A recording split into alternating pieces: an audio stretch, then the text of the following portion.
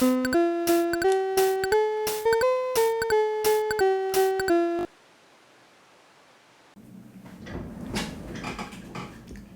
everyone. I just wanted to do a quick demo of something I've been working on lately.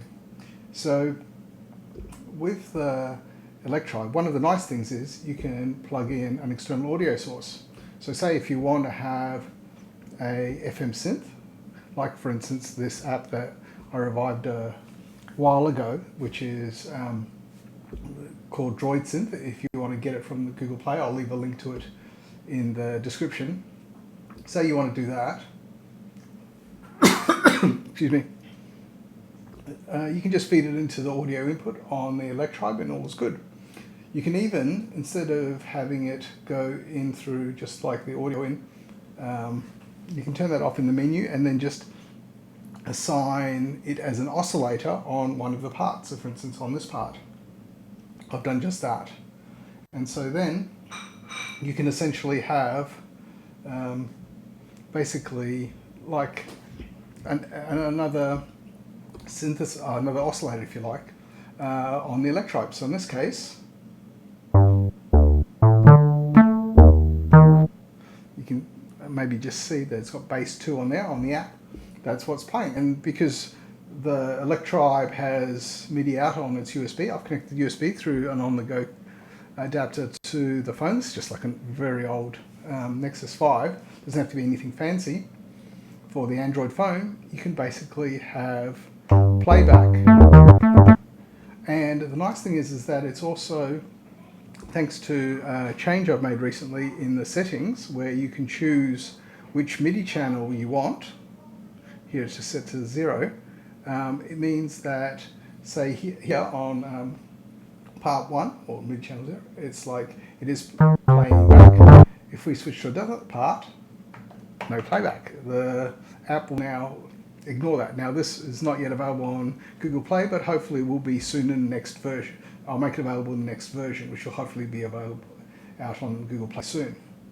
So that means you could, for instance, sequence. So currently we've just got like the default pattern, and if we look at this, the sequencer for this pattern, let's just turn that off. All we'll hear if we play back is that standard 4 on the floor kind of thing coming from this part, which is just, yeah, there you go, 4 on the floor. And it's just set to like a pulse oscillator. So if we go back to this part, nothing there. But if we were to start adding some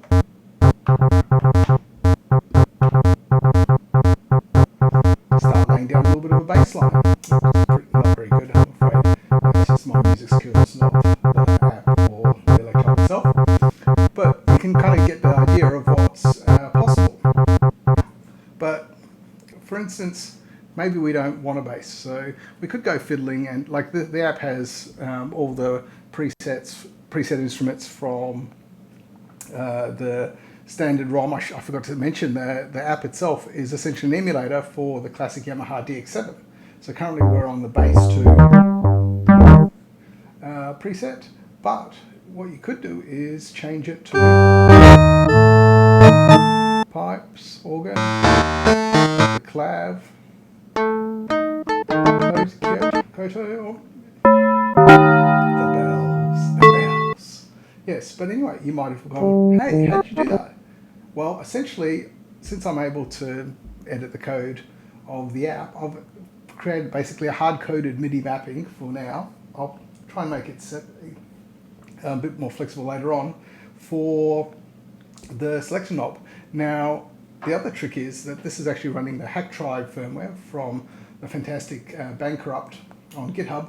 And so what he's done in the latest version is actually exposed most of them, the rotary encoders and other buttons and things that aren't exposed as MIDI in the standard factory firmware. He's actually exposed them all via MIDI. So now I'm able to actually MIDI map.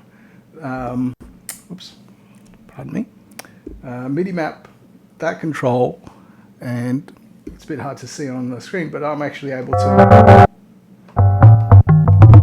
use that to change the instrument preset.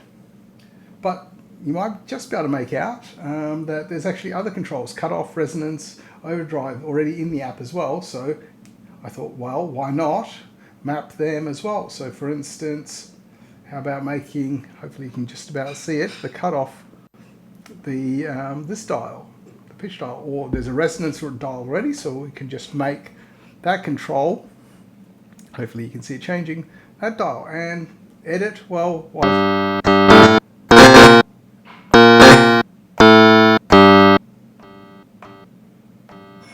bit too far.